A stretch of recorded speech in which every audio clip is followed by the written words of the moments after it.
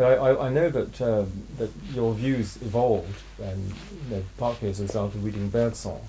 Isn't that correct? Yes, well, that was quite early on in this process. When I was a Don in Cambridge, I was a fellow of Clare. I was working on developmental biology. I already came to the conclusion morphogenetic fields were a key part of it. And when I read Bergson's book, Matter and Memory, and it made a huge impression because Bergson shows that memory doesn't have to be material, it's a relation in time, and the idea that memory is stored in the brain, he showed is actually a false conception of memory. I found it tremendously persuasive, and by generalizing his ideas about memory, I came to the idea of memory in all nature through morphic resonance, with each species having a kind of collective memory. But the stimulus for that really was Bergson, and I was wrestling with the idea of transmission of influence over time, which I thought must be happening in nature, in biology and in evolution. I'd already come to that conclusion, and I just couldn't see how this could work. And then when I read Bergson, it was a liberation for me. It fell into place. Yes, and you also had a professor, I believe, who had some interesting experiences in Cambridge. Well, I had several very good mentors and guides in Cambridge, and actually one of them was a professor of history. He was a Don in history in my college, Charles Parkin, he was called, who was keen on L.L. White and holistic philosophy in general, and I'd never heard of all that. So he was enormously helpful to me in making me aware of the broader currents of holistic thinking. Yes.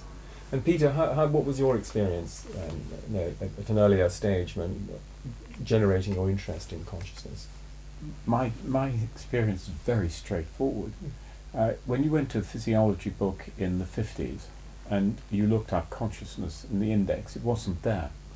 And as I said before, it was just levels of alertness. And there were these lovely diagrams which showed how you became more alert as you became stimulated, and then your alertness fell off at the end as you became overstimulated. And that was what consciousness was. It was dealing with ideas like that. But actual consciousness itself, there was nothing.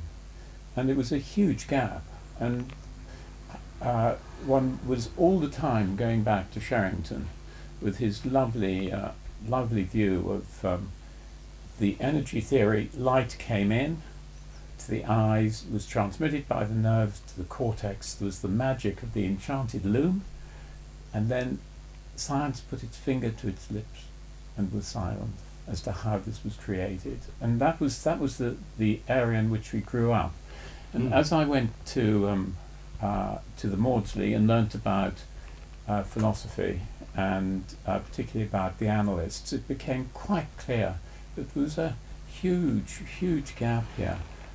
Freud would take mental states as far as the mind. For example, if somebody had a transcendent state where they touched the corners of the universe, this was seen as a neurosis. Now, how could it be a neurosis? It was an astonishing thing to say. And we came up through the French philosophers and the idea of hysteria, the wandering of the female womb. These were the sort of ideas we were brought up on. Well, your womb's wandering a bit today, Rupert. Well, I know you don't have one, but if you had one, then you would have the vapors. And so it was all wandering wombs. There was nothing about consciousness. It was really very difficult because there are these fantastic mental states, very wide mental states, and one had to go along the analytical path. The only person was Jung, who saw a much wider view of that. And then with his synchronicity, his interconnectedness, and that leading one on to ideas in parapsychology, led to the view that consciousness clearly wasn't limited to the brain. And at that point, one was a heretic. And things became difficult with one's colleagues. And that, I think, is one of the interesting patterns, isn't it, which obviously we want to look at. The notion of a heretic in science as opposed to a heretic in theology. And luckily, one no longer gets burned at the stake, but one's reputation is very much at stake. Yes, I think metaphorically one is burnt at the stake. I don't think there's much doubt about that, in the sense that you have to do two things if you're not going to get literally burnt at the stake and thrown out. The first is that you have to be a regular scientist. It's a sort of capital you get. And by doing regular science, you can stop your colleagues from becoming too obnoxious. Because you can say, well, actually, I'm a scientist like you, my colleagues. But if you don't do that, then you find yourself coming out on the limb and to become quite severely criticised. So there's a sort of very difficult path to tread, from your experience at Maudsley. Yes, you have to.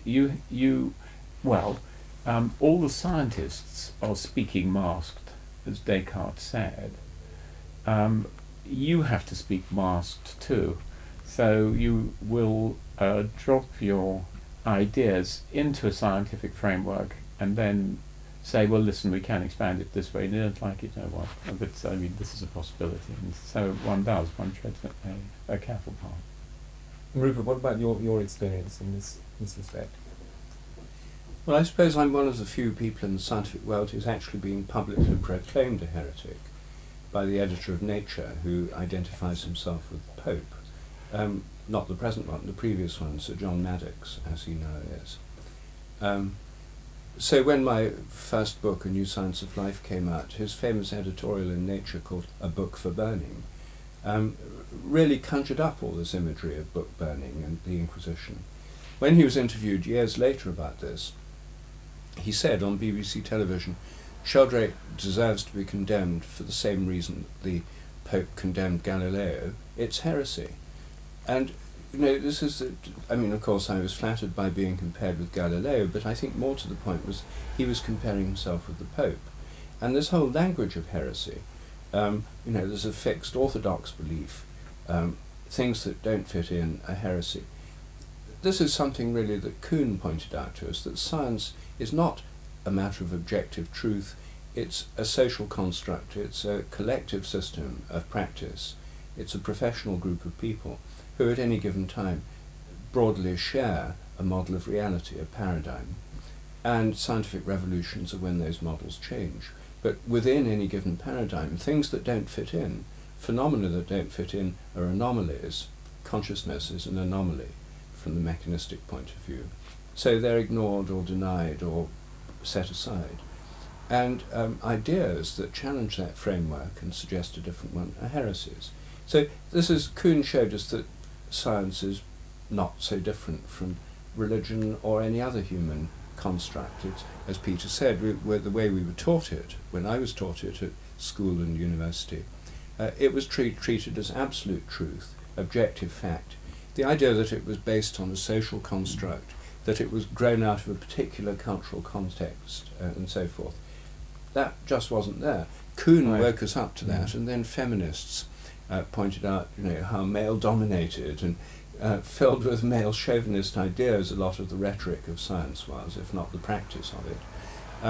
And so we are now much more aware of this cultural conditioning of science.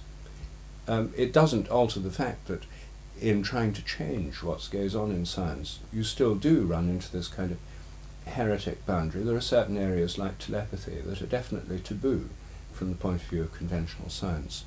And there are people who see it as their business to defend these taboos. Yes. The editor of Nature clearly thought it was his job, and a number of science journalists at present think of themselves as gatekeepers of orthodoxy and defending these taboos.